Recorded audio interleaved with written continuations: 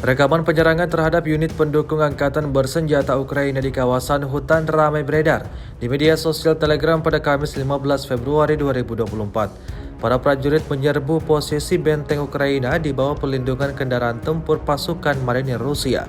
Dapat dilihat dalam rekaman bagaimana tank militer Rusia intens meluncurkan serangan-serangan rodalnya. Tembakannya tanpa jeda menghancurkan posisi pertahanan pasukan Kiev, seperti yang terlihat dalam rekaman. Insiden ini dapat dipastikan membuat prajurit angkatan bersenjata Ukraina alami kerugian total. Hingga video ini beredar, beragam respon diberikan warganet.